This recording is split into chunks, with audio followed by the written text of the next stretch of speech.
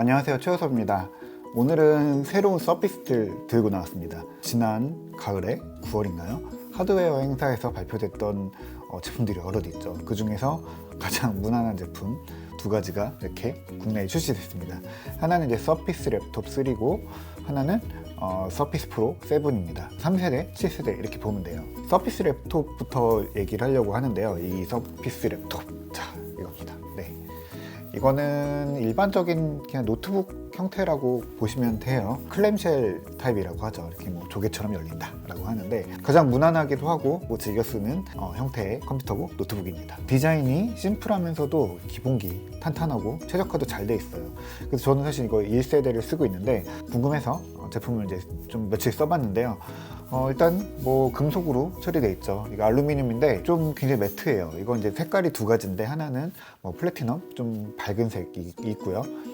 그리고 이거는 이제 매트 블랙인데 너무 매트해요, 사실은. 그래서 처음에 플라스틱 아닌가 싶을 정도로 좀 꺼끌꺼끌하기보다는 좀 약간 이런 소리가 나는 이런 느낌이거든요. 근데 이거 밖에 들고 나갔더니 이게 엄청 차가워지더라고요. 그래서 알루미늄은 알루미늄이구나 라는 생각을 하긴 했는데 실내에서는 이렇게 좀 금속보다는 좀 탄탄한 플라스틱 같은 느낌이에요. 뭐 플라스틱처럼 뭐 싸구려 같다 이런 게 아니라 느낌이 굉장히 매트하다는 얘기예요. 좀 느낌이 확실히 1세대랑은 조금 바뀐 것 같아요. 소재가 바뀌었나 싶은 것 같기도 하고 아니면은 뭐 알루미늄 가공 방법이 바뀐다든지 그랬을 가능성도 있어요. 어쨌든 뭐 또 1세대 쓰는 입장에서 보면은 이 밑판에 알칸타라 들어가던 것들이 없어져서 좀 그거는 서운하네요. 알칸타라가 사실 굉장히 그 따뜻한 느낌을 주기도 하고 요즘에 겨울에 차가운 노트북 만지면 좀 싫잖아요. 외형적으로 가장 눈에 띄는 거는 이쪽에 달린 USB-C 포트입니다. 여전히 근데 포트에는 굉장히 인색하다는 느낌이에요. 이 USB-C 들어간 거는 그나마 좀 굉장히 반가운 일인데 단자가 USB-A 하나, USB-C 하나 이렇게 두 개예요. 사실 이제 이전 세대에는 USB-A 하나였잖아요. 오른쪽에도 USB 좀 넣어주면은 좋았을 텐데 싶어요. 이게 사실 뭐 그렇게 작은 폼팩터도 아니고 뭐 단자를 줄여야 될 만큼 극단적으로 줄여야 될 만큼 그런 디자인도 사실 아니거든요.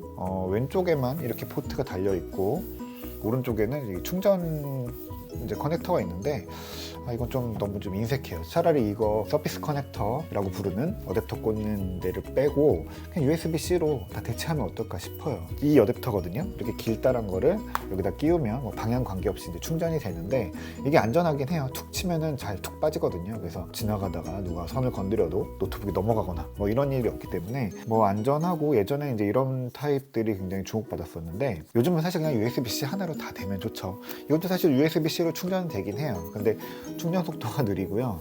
뭐 된다 정도 됩니다. 디스플레이도 좋고요. 저는 잘 안 쓰지만 터치 스크린도 됩니다. 누르면 10손가락 터치 스크린 됩니다. 왠지 좀 윈도우의 터치 인터페이스가 저는 잘 손에 익지 않는 것 같아요. 이게 뭐 터치에 최적화되어 있지 않다, 뭐 나쁘다, 뭐 이런 얘기가 아니라 키보드, 마우스, 뭐 이런 터치패드에 최적화가 잘 되어 있는 운영 체제죠. 그래서 사실은 터치 스크린이 없어도 되고, 터치 스크린이 필요한 작업에는 또 터치 스크린, 그리고 펜 입력 이런 거 쓰면 되죠. 서피스 펜 있으시면은 여기다 쓰실 수 있어요. 뭐 키보드, 마우스 이야기 나왔으니까 얘기부터 먼저 하면, 제가 서피스 랩톱에서 제일 좋아했던 부분이 이 키보드거든요. 보통 사람들이 이제 좋다고 말하는 가장 대중적인 키보드가 이제 레노버 싱크패드 키보드죠. 약간 좀 쫀득거리는 그 느낌이에요. 레노버보다는 조금 탄력이 있는데 느낌이 굉장히 좋아요. 키보드 치는 게 뭐 스트레스가 아니라 굉장히 좀 즐거운 느낌이 들고요.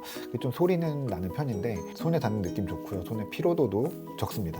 그리고 제가 오늘 들고 나온 3세대는 좀 큰데요. 이게 15인치예요. 커다란 모델이죠. 13.5인치가 있고 1, 2세대까지 이렇게 나왔는데 3세대는 13.5인치 외에 15인치가 더해졌어요.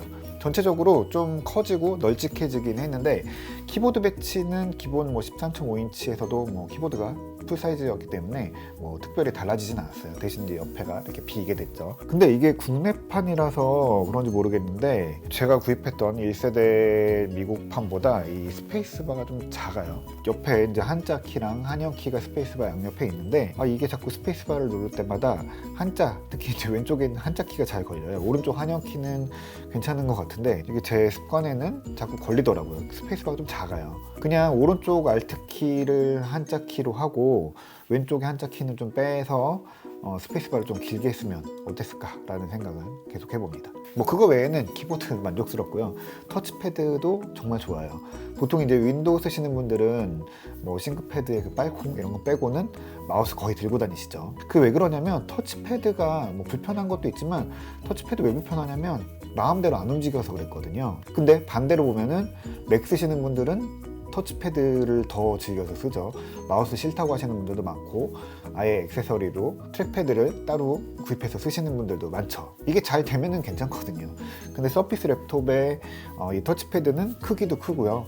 또 반응도 빠르고 정확해요. 그래서 마음대로 잘 움직이고 오작동도 없어요. 그래서 이렇게 뭐 치다 보면은 이 손 안쪽이 터치패드에 닿아서 막 커서가 튄다거나 오작동이라고 판단을 해서 무시하는 팜 리젝션이라고 하죠. 그런 것들이 이제 돼야 되는데 굉장히 잘 돼요. 그래서 뭐 마음 먹은 대로 잘 움직이고 뜻하지 않게 움직여지지 않는다라는 거예요. 그 터치패드 제스처도 잘 먹고요. 전체적으로 좀 웃긴 표현이긴 한데 맥북처럼 맥북의 트랙패드처럼 잘 먹습니다.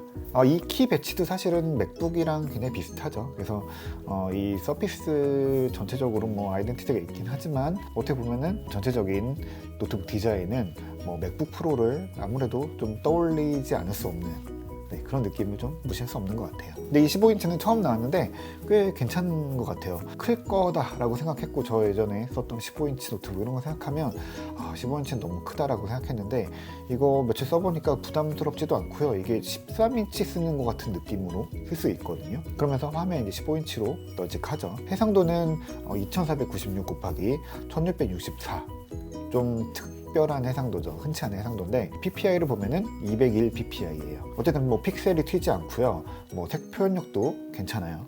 13.5인치는 2256 곱하기 1524인데 이것도 201 PPI는 똑같습니다.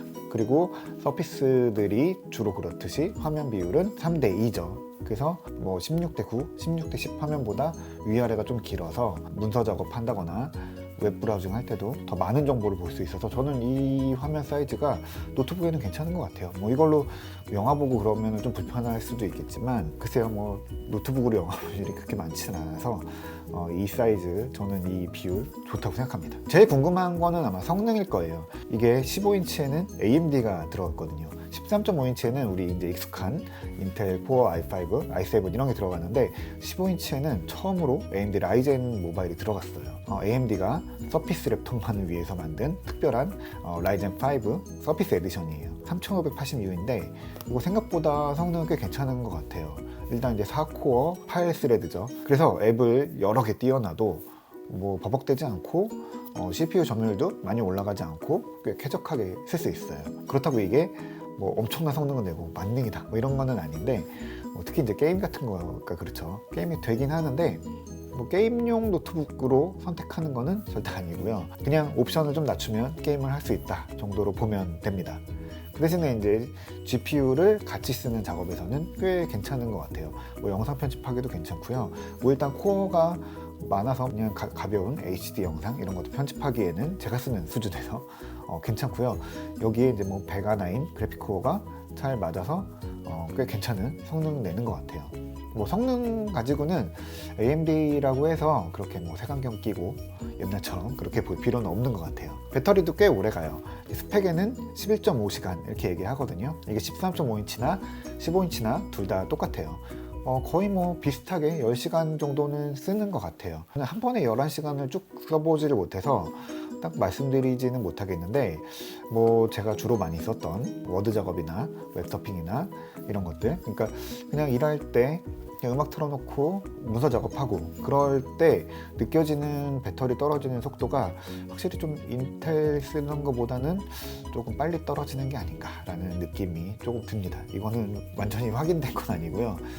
느낌이 좀 그렇다는 거죠. 덮어놨을 때 이제 대기 모드에서 배터리가 좀 빨리 빠지는 느낌이에요. 제가 쓰던 1세대 서피스 랩톱에는 7세대 인텔 코어 프로세서 들어갔는데 이게 전력 관리 굉장히 잘 돼 있어서 그냥 뚜껑 덮어놓고 제가 한 달 정도를 안 쓰다가 꺼냈거든요. 그래서 했더니 뭐 거의 뭐 덮을 때랑 똑같은, 그러니까 거의 배터리를 그대로 이제 보관하고 있었거든요. 그래서 그냥 한 달 지났는데도 배터리가 이렇게 남았네 라고 썼었거든요. 근데 이거는 하루하루 열어볼 때마다 대기 중에도 꽤 빠지는구나 라는 게 좀 보이는 거죠. 그러니까 뭐 그렇다고 뭐 한 번에 훅 빠지는 건 아니고 몇 퍼센트 정도 빠지는데, 이전에 워낙에 배터리 유지가 잘 되고 있었어 갖고 더 비교가 되는 것 같아요. 그래도 일단은 뭐 요즘 나오는 프로세서들이나 뭐 노트북들이 다 기본 10시간은 다 쓰니까 이것도 10시간은 충분히 쓰는 것 같고요. 뭐 10시간, 하루 10시간 이상 컴퓨터 쓸 일이 뭐 얼마나 있을까 싶어요. 물론 뭐 배터리야 뭐 오래오래 가면 좋긴 하지만 뭐 10시간 정도 된다 하면 불편하다 이렇게 얘기할 수는 없는 것 같아요. 배터리 걱정은 안 해도 된다 라고 보시면 됩니다. 아무래도 이제 13.5인치랑 새로 나온 15인치 좀 고민이 될 수 있거든요. 이건 이제 맥북 프로 고민하는 거랑 거의 좀 비슷하다 라고 보시면 될 것 같아요. 일반적으로 이제 CPU 위주의 작업을 한다, 그리고 휴대성과 좀 안정적인 배터리 시간이 필요하다라고 하면은 인텔 프로세서로 고르는 게 좋을 것 같아요. 그러니까 13.5인치가 조금 더 적합할 것 같고요. 뭐 영상이나 뭐 그래픽 위주의 포토샵 같은 작업이 많다면 아무래도 화면이 크고 코어랑 스레드가 많은 15인치가 나을 것 같습니다. 물론 뭐 워드 작업에도 15인치를 쓰면 더 화면을 많이 볼 수 있으니까 일하기는 더 좋기는 한데요. 그리고 13.5인치로도 영상 편집 잘 되죠. 그냥 GPU 없어도 그냥 기본적으로 영상 편집 뭐 충분하니까요. 이건 뭐 정답이 아니라 그냥 기본적인 기준이 그렇다는 거고요. 뭐 나는 15인치 충분히 들고 다닐 수 있다 라고 하시면은 뭐 15인치 쓰시면 좋을 것 같고요. 이거는 뭐 정답이 아니라 그냥 기본적인 가이드가 그렇다는 겁니다. 값은 그렇게 싸진 않아요. 이 매트 블랙 모델이 고급형이거든요. 이게 219만 원이에요. 이제 국내에 들어오는 가장 비싼 모델이거든요. 이게 메모리 16GB인데 메모리를 8GB로 낮추면 195만 원이 되고요. 여기서 다시 SSD를 256에서 128GB로 내리면 158만 원이 되는 거예요. 그래서 약 60만 원 정도 차이인데 웬만하면은 조금 비싼 모델 쓰는 게 맞을 것 같고요. 특히 이제 메모리는 바꿀 수 없기 때문에 8기가로 좀 부족하다라고 하시면은 뭐 16GB 메모리를 아예 구입하시는 게 좋을 것 같고요. 어차피 SSD 128짜리 모델 사시는 분들은 별로 없을 것 같고요. 기본적으로 SSD는 뭐 256GB 정도는 돼야 될 것 같아서 거의 뭐 180에서 뭐 210, 220 정도 된다고 보시면 될 것 같아요. 13.5인치도 보면은 가격은 조금씩 이제 낮은 편인데 가장 기본 모델이 133만 원, 그리고 SSD가 256으로 올라간 171만 원짜리가 있고요. 그리고 메모리 16GB의 코어 i7으로 바뀌는 208만 원짜리 모델이 있어요.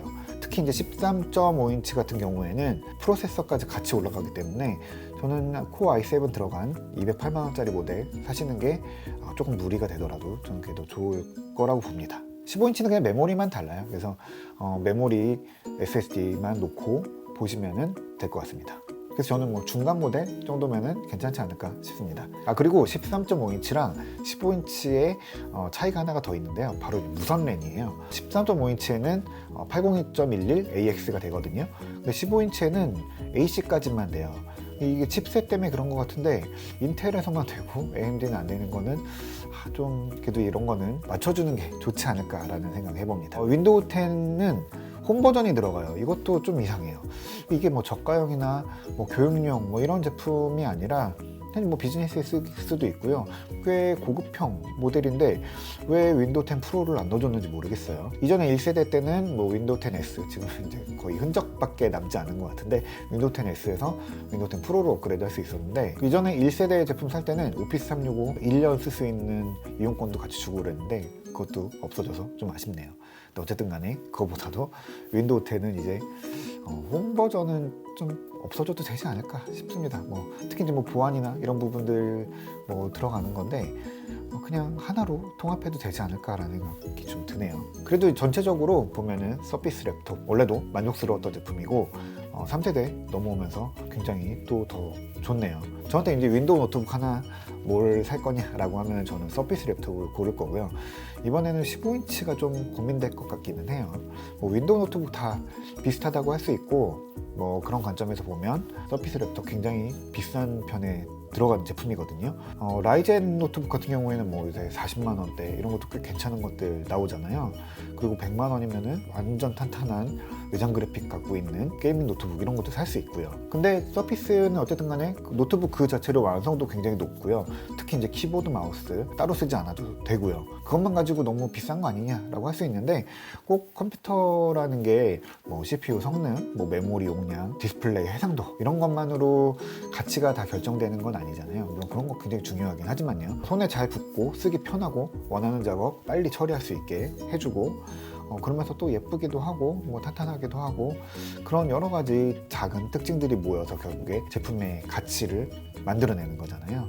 비교가 적절할지 모르겠는데 한마디로 맥북 수준의 완성도를 가진 윈도우 노트북 필요하다라고 하시면은 저는 서피스 랩톱 굉장히 추천드리는 제품이고요. 포트 문제 같은 것들이 좀 있죠. 포트 너무 부족한데 이것만 좀 해결되면은 맥북 수준의 그러니까 가장 잘 만들었다라고 대중적으로 평가받는 그런 노트북 되지 않을까 봅니다. 사실 좀 부담스러우면은 지금 가격이 좀 떨어진 1, 2세대 중고 사는 것도 괜찮고요. 저도 아직도 쓰고 있는데 성능 그렇게 부족하지는 않고요. 또 알칸타라 있어갖고 전 더 좋은데 3세대 알칸타라 왜 뺐는지 모르겠습니다. 네, 오늘 서피스 프로까지 같이 이야기하려고 두 대를 다 가지고 나왔는데 길어져서 좀 끊고 가야 될 것 같아요. 이어서 바로 서피스 프로 이야기도 해보겠습니다.